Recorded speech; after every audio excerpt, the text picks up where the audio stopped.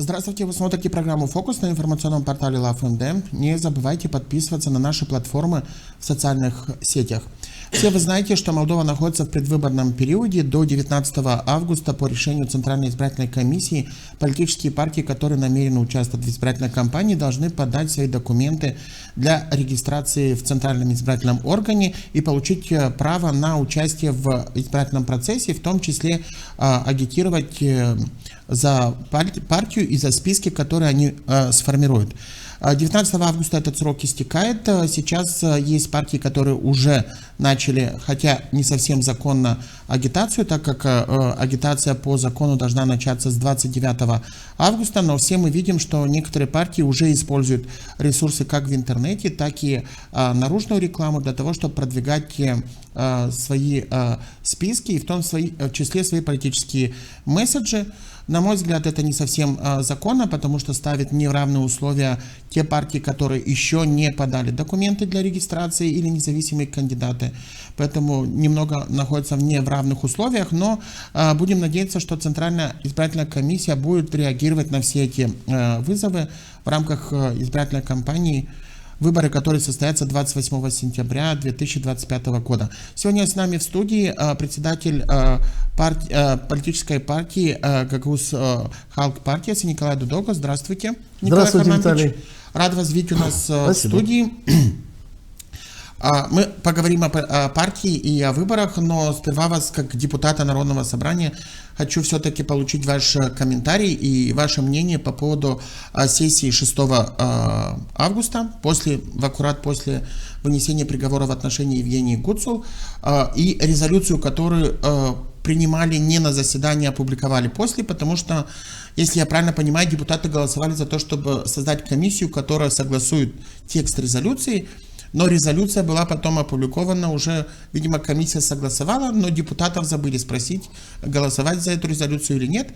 И, в общем-то, она уже распространена и на сайте Народного собрания. И, конечно, там есть очень много пунктов, которые вызывают вопросы, в частности, что Народное собрание признает, не признает приговор суда, хотя приговоры судов являются обязательными на территории страны. Да, с правом, конечно, обжалования и получения окончательного решения, но само заявление о том, что мы не признаем приговор суда, как бы вызывает много вопросов. Ваш комментарий по поводу резолюции Народного собрания, потому что мы находимся все-таки в двух нерешенных проблемах. Это вопросами выбора Народного собрания и все-таки с судьбой главы автономии, потому что как бы есть многие нюансы, в том числе разные трактовки законодательства по поводу возможности организации выборов главы Гагаузии. Знаете, Виталий, я всегда выступал за защиту института башканства и всегда был против того, что башканы, через каждые 2 года были новые выборы, мы меняли башканов. Если мы сегодня коснемся конкретно Евгении Гуцул, я пару раз выступал в защиту именно как человека. Мне, честно говоря, очень жалко Евгению Александровичу, что так все случилось. На последней сессии, когда обсуждался вопрос после приговора Гуцул, я скажу, что я ожидал совсем другое. Мы стали свидетелями в Гагаузии, и я несколько раз выступал в Народном собрании. Сейчас последний раз даже не выступил, потому что понимаю, что это бесполезно. Потому что у нас Народное собрание, руководство Народного собрания почему-то взяло практику, когда у нас возникают очень серьезные вопросы, при этом, что поругались со всеми, мы не рукопожатные, с нами сегодня не разговаривает, можно сказать, что ни одно посольство, ни одна международная организация, сорваны отношения с руководством страны, с правительством, президентурой, со всеми. Но вот когда наступает какой-то такой критический момент, Народное собрание, вернее даже Народное президиум вместе с руководством, четкая позиция.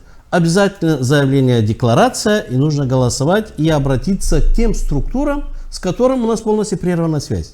А что к ним обращаться? Я, честно говоря, уверен, что наши эти принятия декларации, их никто не читает.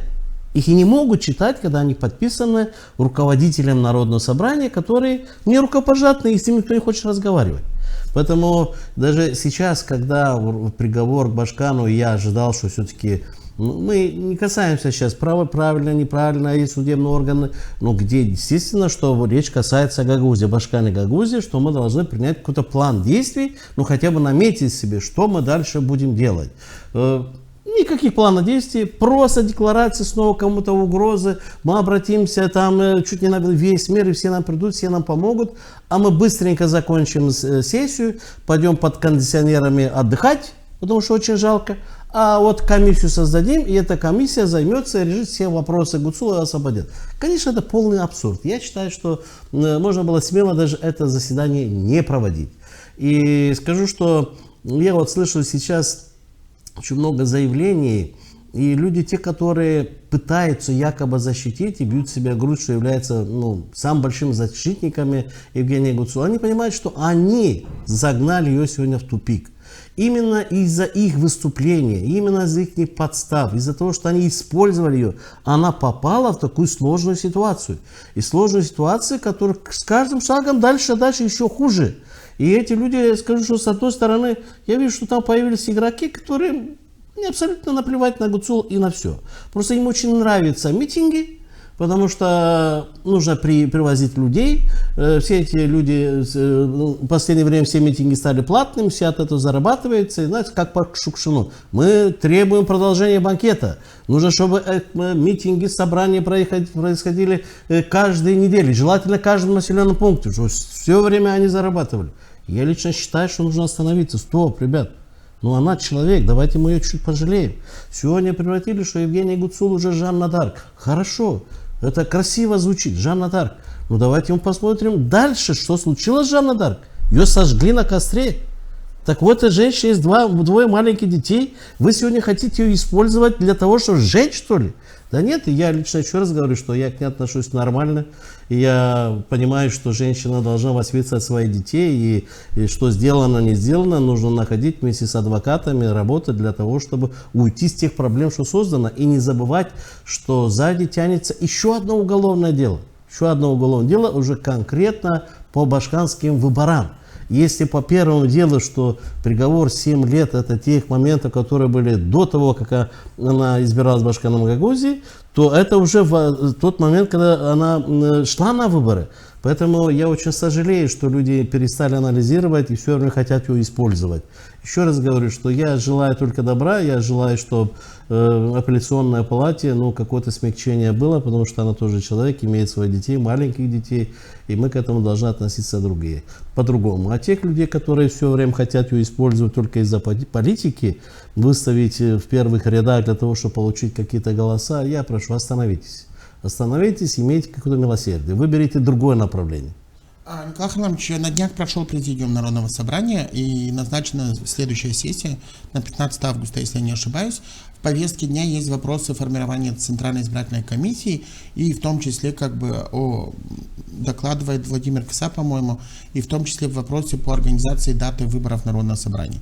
Означает ли это, что сегодня есть уже какое-то согласие среди депутатов по поводу выборов Народного собрания и ЦИКа, или это опять очередной, извините за такое слово, финт со стороны президиума для того, чтобы, как минимум, снять напряжение вокруг вопроса по организации выборов Народного собрания? Я скажу, что очередная игра. Я так понимаю, что президиум вместе с руководством Народного собрания не хотят проводить выборы Народного собрания в ближайшее время. Почему? Тут есть разные моменты. В первую очередь, то, что на руководителя есть уголовные дела, и она в такой фазе, что сейчас, наверное, начнется такое быстрое рассмотрение, и может пойти по сценарию Гуцул, и приговор будет очень быстро. И председателю хочется быть в роли председателя Народного собрания в тот момент, если... Тоже одним из героев Гагаузского.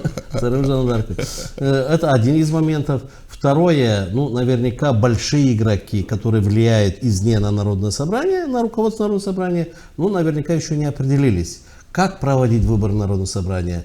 Просто Народное собрание или совместно с башканскими выборами. То есть нужно, чтобы была сначала апелляционная палата по приговору Гуцул, что с ней дальше будет, ее выпустят, отменят приговор или что. Ну, поэтому это идет игра. А я скажу, что сейчас у нас фактически в Гагаузии не осталось легитимной власти, не с кем разговаривать. Вот даже если коснуться председателя Народного собрания, Башкана Гагаузии и много чего другое, нам нужна власть, которая будет защищать каждого человека. Неважно, кто больше, кто меньше, виноват, не виноват. Но каждый человек Гагаузии имеет право на защиту. И Гагаузия для того и создана, для того, чтобы власть Гагаузии защищала каждого жителя Гагаузии. У нас легитимной власти больше нет. Некому заниматься этим вопросом.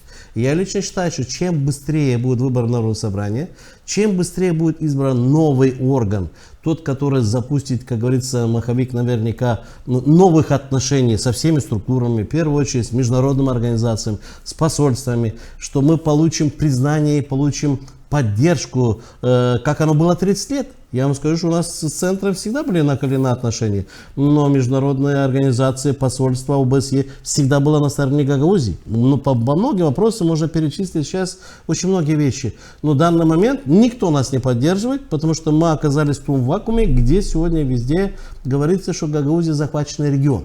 Поэтому никто не хочет вмешиваться. Все считают, что отношения должны быть только правоохранительными органами, и здесь ни в коем случае нет никакой политики. Поэтому очень важно, чтобы были выборы Народного собрания. Почему Народное собрание пошло на то, что сегодня начали организовывать, пошли по какому длинному пути, заново утверждать членов ЦК Гагаузии, потом в дальнейшем легализовать, но этот ЦИК должен признать Центральный ЦИК Республики Молдова, привести в соответствие с законом. Но мы что понимаем, Гагаузия сама в прошлом году или позапрошлом году по инициативе председателя Народного собрания они ликвидировали Гагаузский ЦИК. Сами, не Кишинев, не кто-то, сами ликвидировали Гагаузский ЦИК, который был легитимный, который был законный. И сегодня пытается заново его создать, да, заново родить. Но в той обстановке, которая сегодня есть у нас в Гагаузии, его невозможно будет дальше регистрировать. Его никто не признает. Тем более это выборное время. Поэтому сегодня нужно соглашаться с тем, что есть один ЦИК, республиканский ЦИК, создать, как говорится, согласовать с ЦИКом все такие моменты, которые, как было раньше, что они делают временные ЦИК Гагаузии, которые начинают заниматься кампанией по выборам депутатов Народного собрания. Другого пути нет. Ведь если сегодня пойти по пути беззакония создавания своего ЦИКа, даже если пойти на то, чтобы провести наши выборы по тем моментам, которые сегодня хотят наше руководство. А кто признает эти выборы? Какой суд? Ведь для того, чтобы депутаты были законными, их нужно, чтобы суд признал, апелляционная палата. А какая апелляционная палата признает решение Центральной избирательной комиссии Гагаузии, которое не существует, которое не будет признано республиканским Центральной избирательной комиссией, избиркомом? Поэтому здесь я считаю, что снова идет игра, снова кто-то вмешался, запутал Гагаузию для того, чтобы оттянуть сроки.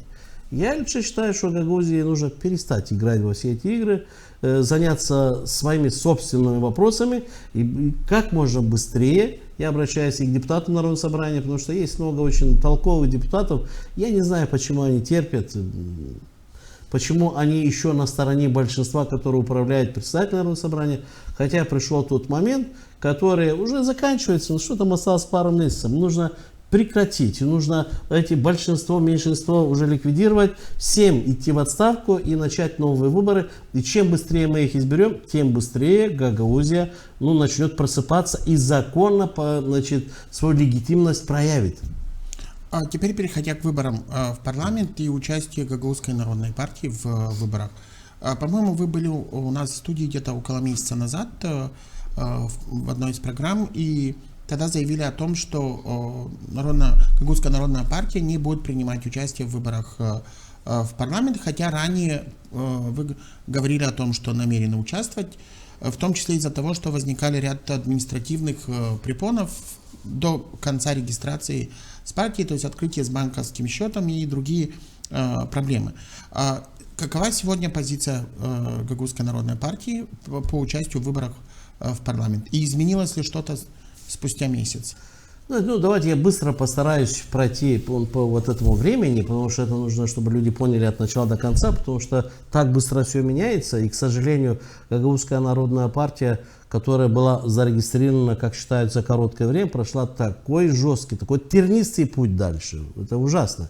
Наверняка ни одна партия так не проходила.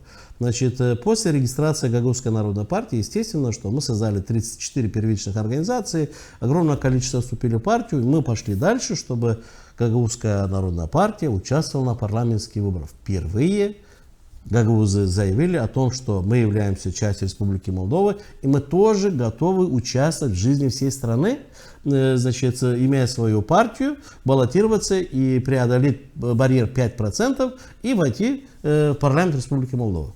Что началось?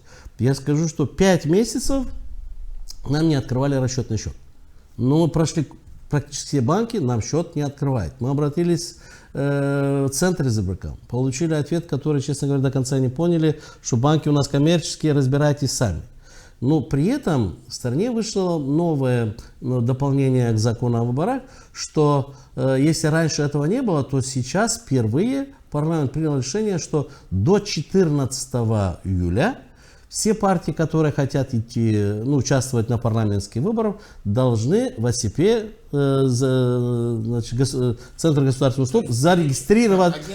Да. Обязательно они должны получить новое разрешение, что они будут участвовать на парламентских выборах. Если раньше нужно было обращаться сразу в Центр избирком, то здесь появился новый барьер, который нужно преодолевать. И скажу, что когда мы узнали об этом, у нас нет расчетного счета. Мы не можем пакет документов подготовить, потому что мы не полноценная партия. Мы пропустили сроки 14 июля, и мы не подали в ОСП. А если не получить разрешение в ОСП, то в дальнейшем мы не можем подавать ЦИК. И мы оказались в те моменты, в которые провели большое собрание, где приняли решение, что если мы не можем пройти этот барьер, то мы должны принять решение поддержать какую-то другую партию. И скажу, что это решение было принято. Но прошло время, и тут новые изменения продлили разрешение партиям регистрироваться.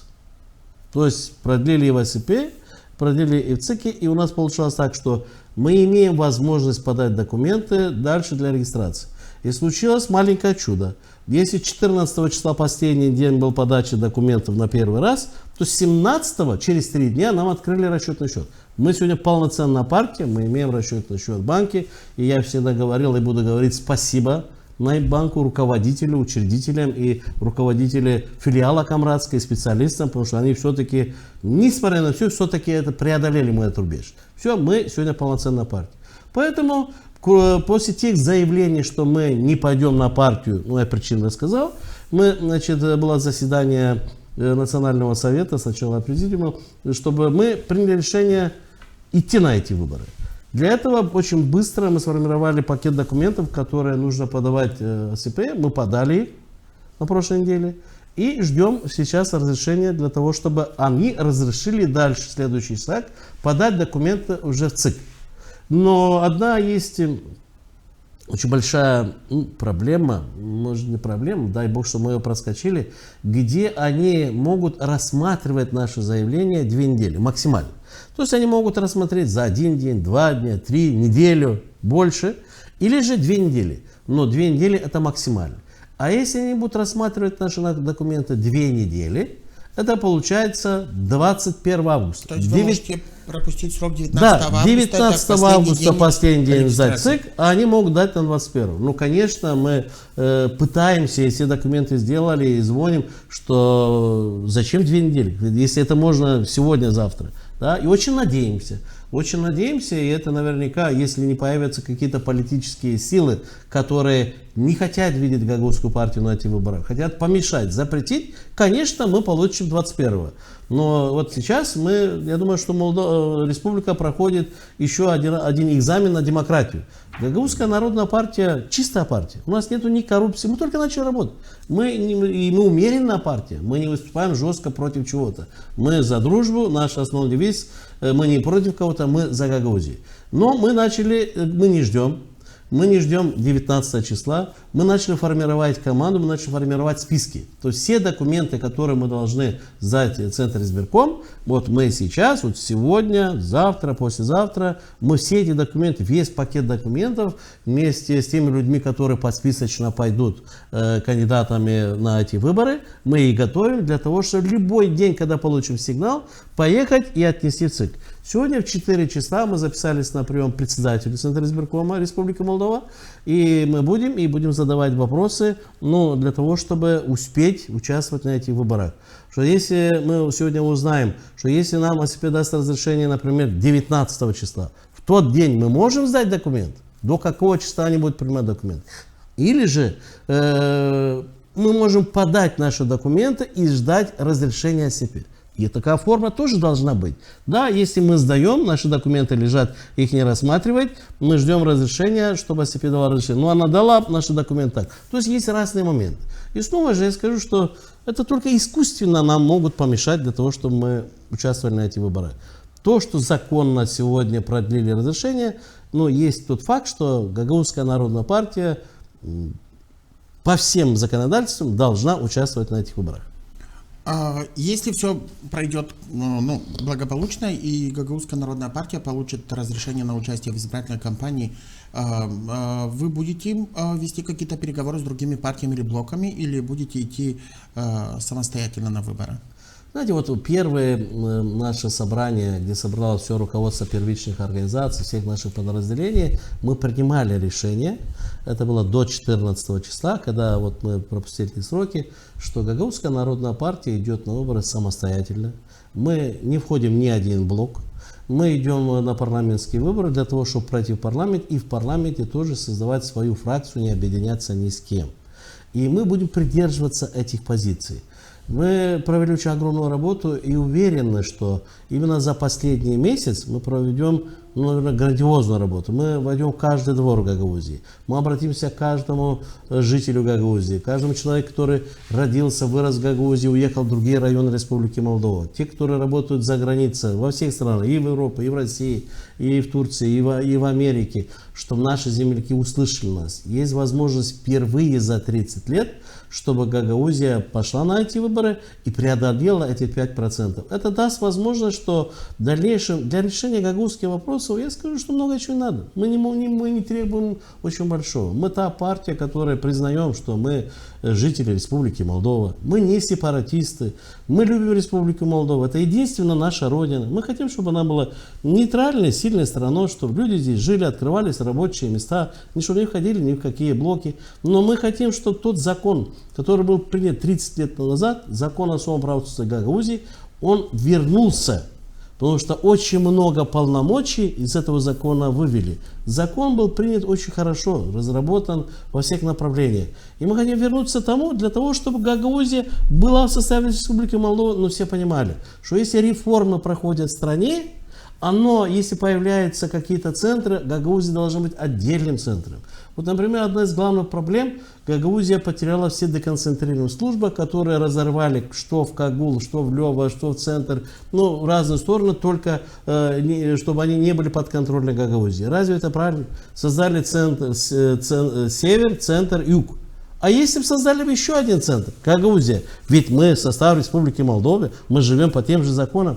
Поэтому без особых скандалов, проблем мы уверены, что если наша партия пройдет парламент, мы приведем в соответствие все наши законы и будем работать.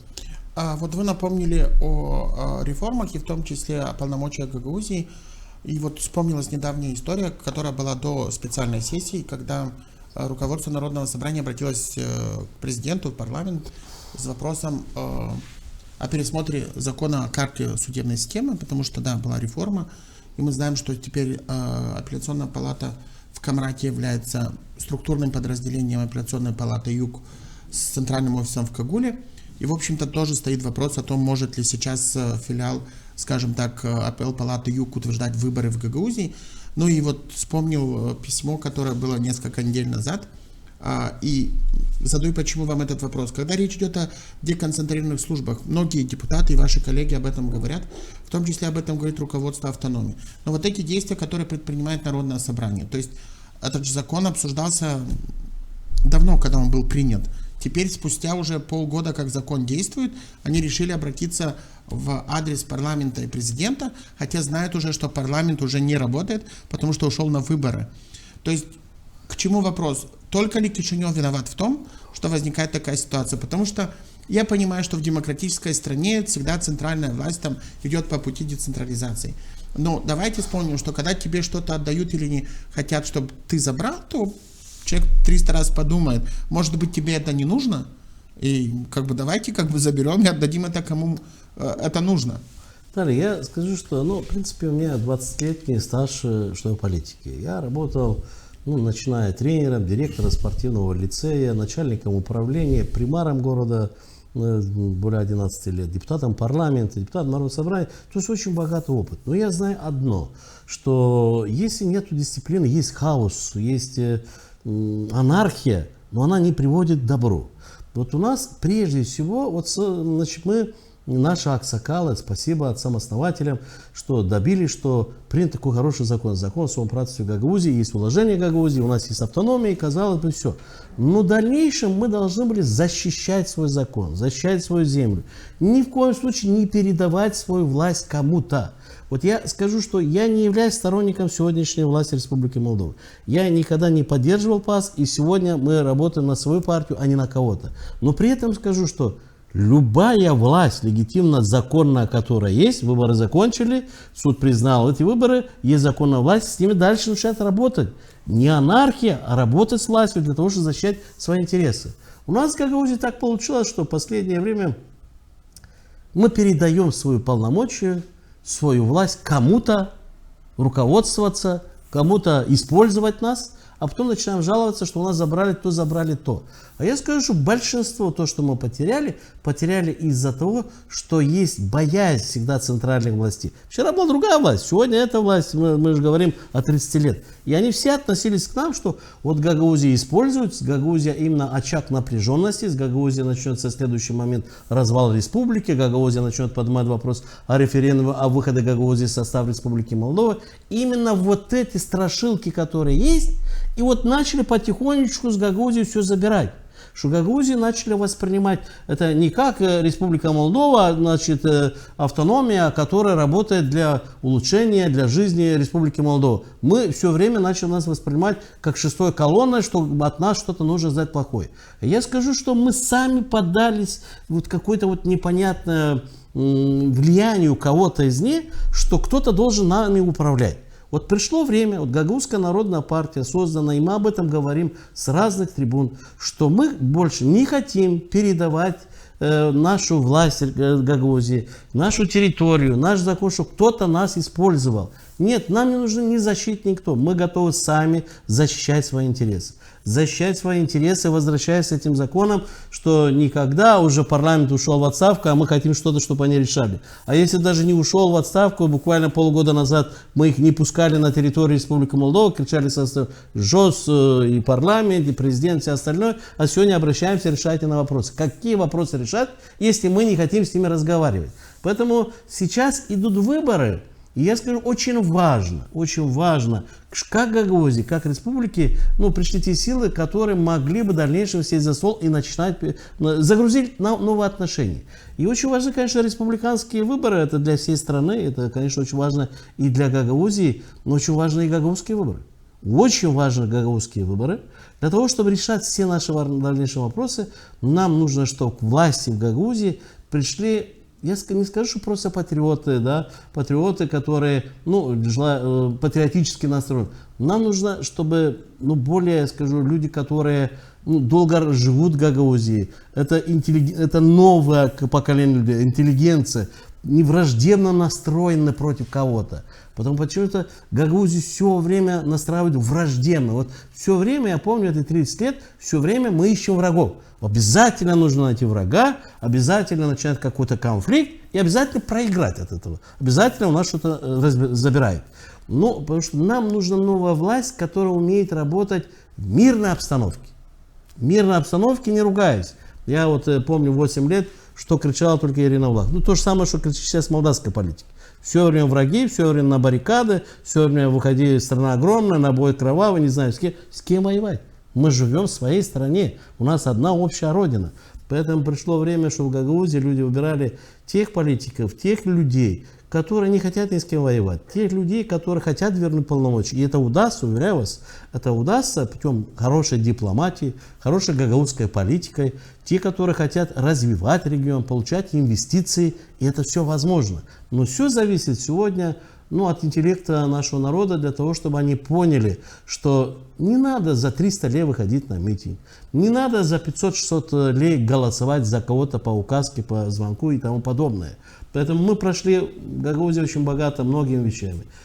Поэтому просто хочу сказать в конце, что, конечно, когда приходит какая-то проблема, я говорю, что Народное собрание привыкло не для того, чтобы конкретно принимать какие-то действия, выходить на переговоры, не один раз поехать и выгнали, ушли, а конкретно принимать, план тот, который реально для того, чтобы что-то защищать, что-то делать. Они лишь бы для того, чтобы сделать и уйти, то есть от себя просто выбросить.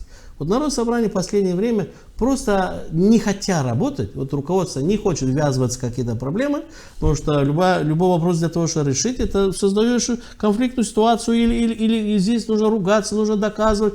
Во всяком случае, нужно работать, нужно ехать, приходить, нужно решать, нужно готовиться.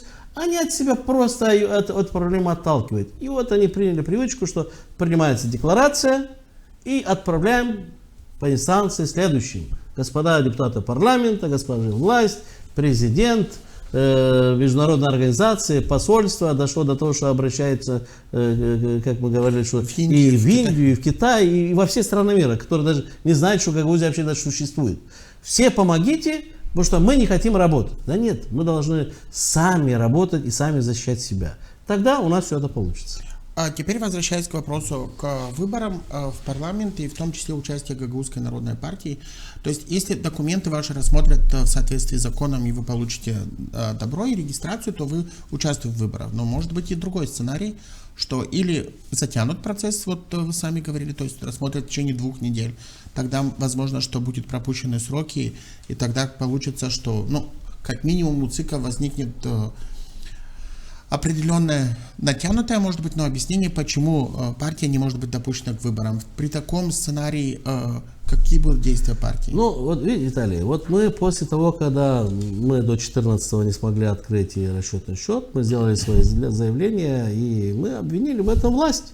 Потому что банки, в принципе, мы живем в государстве. Государственный орган нас зарегистрировал, СП, а банки, которые находятся в этой стране, не открыли нам счет. То есть мы в этом выступили, что банкам должна была команда не открывать нам счет, пока идет регистрация партии на эти выборы. Продлили. Продлили, доказав тем, что вы нас обвиняли, а мы продлили, подавайте документы. То есть мы не можем сейчас обвинить власть, что они использовали момент, что мы не открывали расчетный счет. Мы не продлили нам, ребят. Вы открыли счет, идите на выборы. Сейчас следующий шаг. Следующий шаг, где мы открыто понимаем, что если сюда не вмешаются политические силы, сильные игроки или власть, которые, хотим мы, не хотим, но все понимают, что государственная организация, тоже АСП, тот же ЦИК, тоже находится под каким-то влиянием, большим, маленьким. Мы живем в маленькой стране, мы все это слышим. Если мы не преодолеем этот барьер, конечно, у нас возникнут вопросы. Если первый раз могли нас обвинить, что банки это коммерческие организации, которых сторона и не может действительно конкретно влиять, могут рекомендовать, но не могут же взять плетку и сказать, открывайте счет. Случилось, что случилось. Но в данный момент это государственная организация, партия, Гагаузская народная партия зарегистрирована. Все, что нужно выполнить по программе для того, чтобы подать документы, мы выполнили. Почему нас сейчас не допускать? Поэтому я не знаю, почему, но я в душе, я уверен, что нас допустят. Уверен, что допустят. Если, конечно, не допустят, конечно, мы тогда будем принимать конкретные, наверняка, следующие шаги, наверное, жесткие шаги, обращения и международные организации, и во всем мире будем кричать, говорить, и проведем наверняка и митинги, что это нечестно, это неправильно, но это будет уже реально, что нас не допустили. До этого это были только какие-то догадки или просто наши вымыслы. Поэтому я не хочу сегодня никого не обвинять, ни в коем случае сегодня не выступать, что у нас в стране что-то не так. Мы сегодня находимся в тот моменте, где, увидим, эта неделя для нас очень важна. Ну, у нас сегодня у нас 11, 19 осталось 8-9 дней. 8-9 дней, где решается судьба Гагаузской народной партии. Впервые мы сможем участвовать на парламентских выборах или нет. А я скажу, что Гагаузская народная партия, Виталий, многие к этому относятся так, скептически, но я скажу, что мы можем стать сюрпризом. Мы на этих выборах можем стать сюрпризом. Что я вот с многими людьми разговариваю. Конечно, Гагаузия сегодня расколота, Гагаузия сегодня, можно сказать, что и захвачена, и она сегодня, и много игроков. Да, в Гагаузии сегодня работает блок социалистов, там Ирина Влах, Тарлев, коммунисты, с одной стороны Стайноглу вместе с Чебаном, с третьей стороны Шор, который как бы влияние имеет на огромное количество людей. Но четвертое, это находимся мы, которые свои. Мы свои, и мы не хотим ни с кем бороться. Что если мы начнем бороться с этими партиями, мы провалимся, они сильнее нас, но они слабее тем, что мы дома. И скажу, что огромное количество людей, которые говорят: Николай, не обращайте внимания, что мы не пошли на то собрание, не обращайте внимания, что мы там не высказали или не лайкнули, или что-то другое.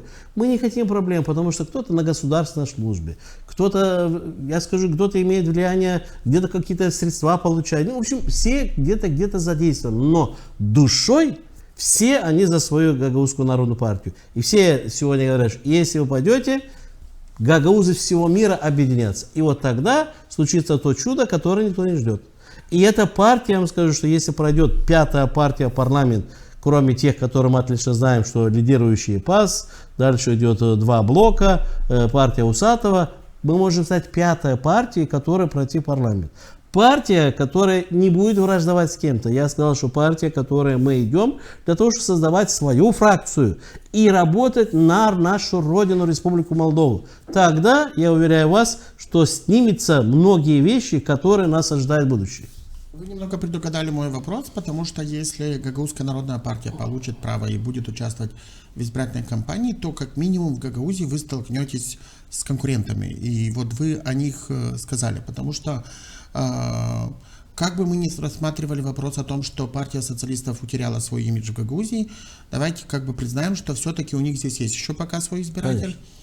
Плюс теперь это более мощная политическая сила, потому что своих симпатизантов все-таки сохранили и коммунисты, может быть, не в том размере, как они имели еще во времена, когда Владимир Николаевич был президентом, но все же есть большая часть населения, которые по старой памяти как бы или коммунисты в душе, или по старой памяти поддерживают коммунистов. Есть в блоке партия Ирины Влах. Думаю, что уверен, что она тоже имеет часть электората здесь, и на который рассчитывает этот блок. Как бы с партией Тарлева, как бы они достаточно активно работают, как бы, но в любом случае этот блок один из самых больших конкурентов будет для Гагаузской народной партии на территории автономии. То есть однозначно. То есть как вы собираетесь строить предвыборную стратегию, если будете участвовать? Потому что альтернатива, да, безусловно, может быть, она имеет каких-то поддержантов здесь, но вот эти 4 партии, которые сейчас объединились в блоке, это реальная конкуренция для, как минимум, для Гагаузской народной партии, потому что, как бы мы ни говорили, какие бы рейтинги не были у ПАС, мы знаем, что какой процент в Гагаузии голосует за ПАС. И давайте признавать честно и говорить вещи своими именами, то эти выборы вряд ли покажут в Гагаузии другой результат для ПАС. Ну, может быть, он будет плюс-минус отличаться, но думаю, что он примерно будет где-то такой же. Поэтому вот для вас это как минимум главные конкуренты. Как вы будете строить? Потому что ресурс однозначно разный.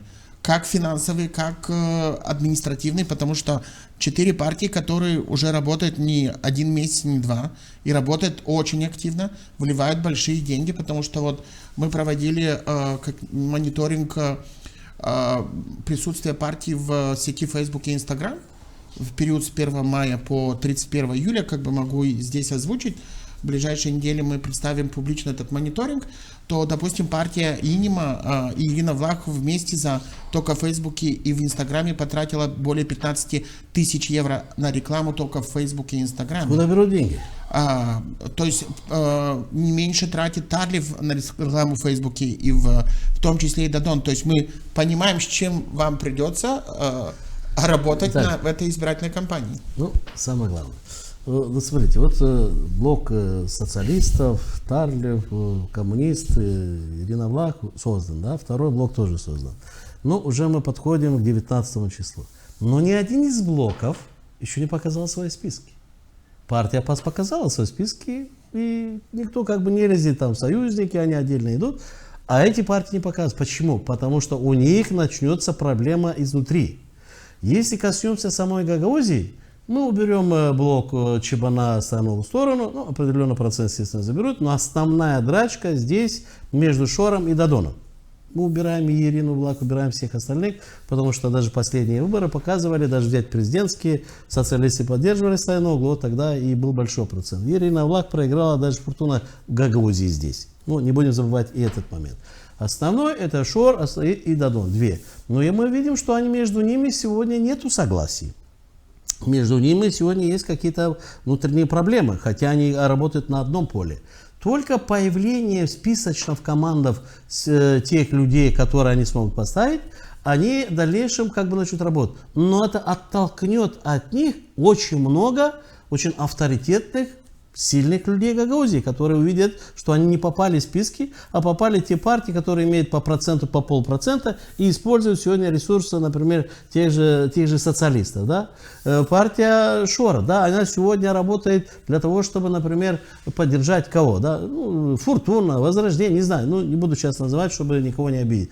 Но если их не будет на выборах, ну нет, их не выбирать. Мы же отлично понимаем, что власть сегодня, тем более было заседание Совета Безопасности, и они сегодня ищут, откуда, отвечая на ваш вопрос, откуда у Ирины Влах столько денег, билборды по всей стране и много остального. Не только у Ирины, у многих. Наверняка следующие будут какие-то шаги, возможно, некоторые партии до конца не дойдут. Возьмем Гагаузию, не будем далеко лезть. А не получится ли так, что из-за того, что в списки не включили каких-то очень сильных игроков, они обидятся на свои партии и отойдут в сторону. А кого они будут поддерживать? Я уверяю вас, что если со стороны Шора какие-то основные игроки не попадут в парламент, которые хотели бы, если со стороны социалистов какие-то сильные игроки не попадут в парламентские списки, они не будут долго думать, они просто поддержат Гагаузскую народную партию. И мы уверены, что эти выборы, концовка этих выборов, огромное количество людей, которые сегодня даже ходят на все эти митинги, они поддержат нас, потому что у них другого выхода не будет. Кого поддержать? ПАС или своих противников, которыми они сегодня вроде бы в одном направлении, но рвут себя больше, чем с противниками? Поэтому Гагаузская народная партия, мы сегодня еще раз как-то говорим, мы не против кого-то. Мы сегодня составляем свои списки и вот обращаемся к представителям всех этих партий, что если там есть очень игроки или лица, которые действительно важные, сильные, авторитетные, которые в команде принесут большую пользу, которые готовы признать нашу программу, приходите к нам, мы готовы вас включить в наши списки, для того, чтобы усилить нашу команду, что мы будем использовать все и вся. Мы не боимся, что кто-то со стороны скажет, что вот у них в команде появился какой-то человек, который был в какой-то партии. Да нет. Мы хотим усиливать свою партию. Мы идем сегодня к власти. Поэтому, если у нас появятся новые игроки, которые усилят нашу команду, будем только рады. Потому что Гагаузская народная партия должна пройти первый этап, первые свои выборы, для того, показать результат. И этот результат будет. Я уверяю вас, что этот результат будет. В Гагаузии всегда оно было есть. Эти чужие партии разорвут друг друга. Чуть-чуть дальше они начнут бить друг друга. И у них начнется внутренняя борьба. Если даже борьба... Мы так косвенно в интернете смотрим, даже у ПАС были некоторые вопросы, что те депутаты, которые были в прошлом созыве, настоящем созыве, которые не попали в списки, многие уже создают свои партии, многие уже выступают против той же партии власти, потому что обиделись, что их не включили в список. А представьте себе в левом блоке, что будет твориться. Поэтому Гагаузская народная партия ждет свое время. И я скажу, что дай Бог, чтобы мне чутье не, как она подсказывает, что все-таки никто не мешается, и мы сегодня нейтральные игроки, мы не хотим с кем бороться, мы не выступаем против кого-то, чтобы нас зарегистрировали. И я уверен, что мы покажем тот результат, который никто не ждет. И любые опросы, которые сегодня делают Виталий, единственная партия, которые на этих опросах обманчивый результат опроса показывают.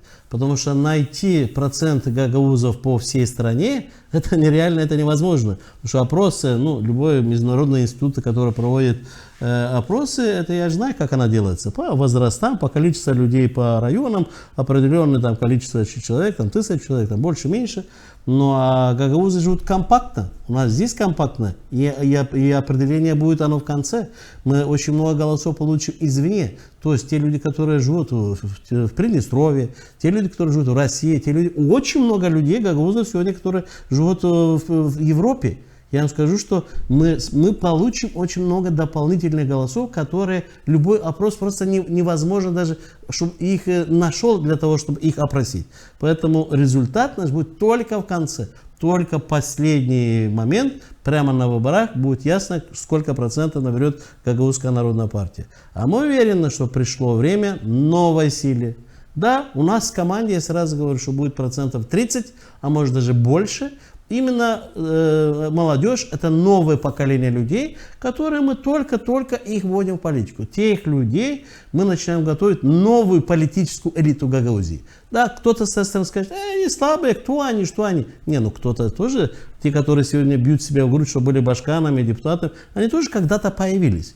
Поэтому мы сегодня работаем, обучаем, подготавливаем и доверяем в списке много новым людям, которые сегодня имеют образование, которые сегодня нацелены идти на политику для того, чтобы создать новое поколение людей, которые будут защищать интересы Гагаузии. Я благодарю вас за то, что вы сегодня были у нас в студии, в том числе рассказали о позиции Гагаузской народной партии и вообще о ваших планах. Будем ждать новостей с Агентства публичных услуг и Центральной избирательной комиссии для того, чтобы понимать, сможете ли вы участвовать в этой избирательной кампании выборов в парламент, который состоится 28 сентября.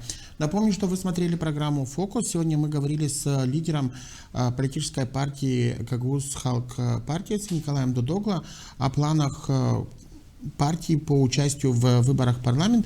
Будем ждать новостей с государственных органов, которые ответственны за то, чтобы принимать решения, допускать или нет те или иные политические силы в участии в избирательной кампании. Вы смотрели программу «Фокус». Не забывайте подписываться на наши платформы в социальных сетях. Встретимся в сентябре после отпуска, в который уходят все программы на LoveMD.